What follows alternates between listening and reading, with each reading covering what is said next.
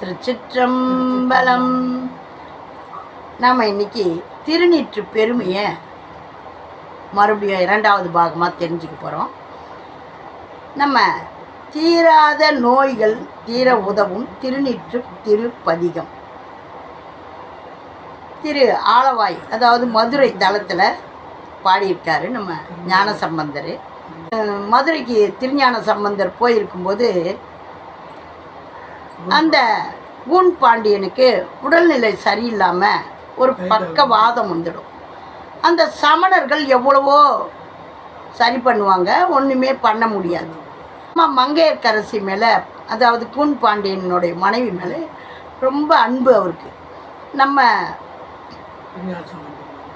இவ்வளோ நட்பாக இருக்கிற அவருடைய கணவர் இது மாதிரி இருக்கிறாருன்னா மனசு கேட்குமா?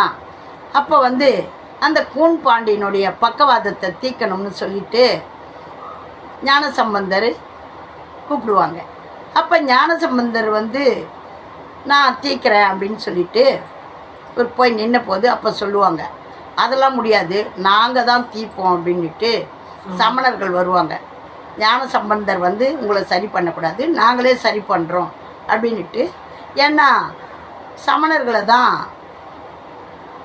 கூன் பாண்டியனுக்கு மிகவும் பிடிக்கும்.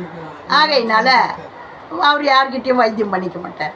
அப்போ என்ன பண்ணுவார், ஞானசம்பந்தர் சொல்லுவார், நீங்கள் ஒரு பக்கம் வியாதியை குணப்படுத்துங்க, நான் ஒரு பக்கம் வியாதியை குணப்படுத்துகிறேன் அப்படின்னு சொல்லிட்டு சொல்லும்போது சரி பார்க்கலாம் பண்ணுங்க அப்படின்வாங்க. சமணர்கள் ஒரு பக்கம் வியாதியை குணப்படுத்துவாங்க, நம்ம திருஞான சம்பந்தர் ஒரு பக்கம் வியாதியை குணப்படுத்துவார்.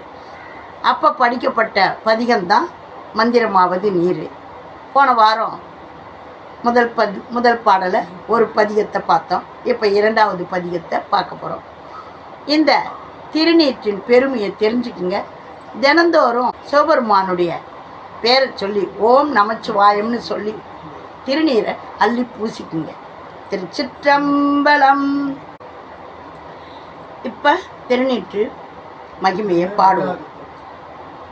வேதத்தில் உள்ளது நீர், வெந்துய தீர்ப்பது நீர், போதம் தருவது நீர், உண்மை தவிர்ப்பது நீர், ஓதத் தகுவது நீர், உண்மையில் உள்ளது நீர், சீத புனல் வயல் சூழ்ந்த திரு ஆலவாயான் திருநீரே.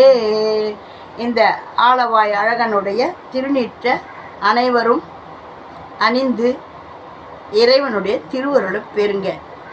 இந்த